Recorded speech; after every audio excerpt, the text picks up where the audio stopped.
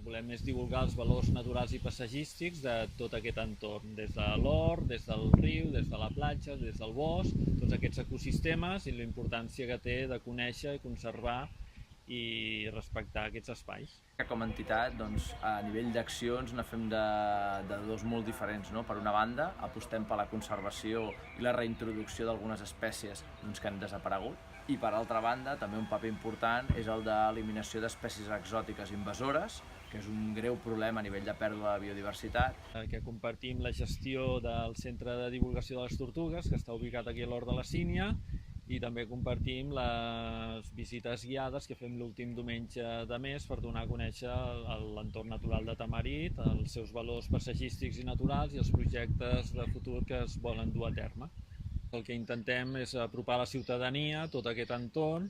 i donar a conèixer les plantes i els animals que ens envolten, perquè si coneixem, respectem, i si respectem, estimem. Llavors és donar a conèixer una altra manera de relacionar-nos amb l'entorn, que sigui més respectuosa amb nosaltres i amb la natura en general. Jo crec que s'ha aconseguit que socialment hi hagi una implicació més gran i que la gent conegui que hi ha una certa biodiversitat que hi viu, molt important per tot l'ecosistema, i que el riu fa una funció important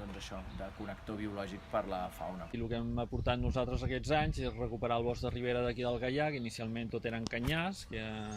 s'han anat eliminant per recuperar arbres, i llavors amb aquests arbres ara el que hi ha és molta més diversitat de petits ocells insectívors. També hem controlat el tema d'espècies invasores, com la tortuga de Florida, i també hem començat la reintroducció de la tortuga de rierol. El 2006, quan vam començar, era una espècie que només havíem trobat un exemplar aquí a la desembocadura,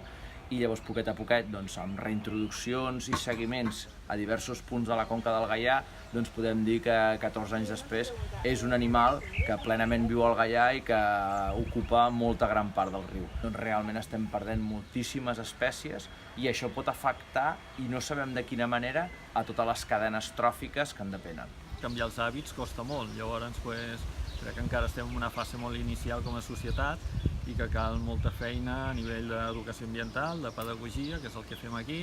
per transmetre aquesta necessitat urgent ja de canviar la manera de relacionar-nos amb la natura.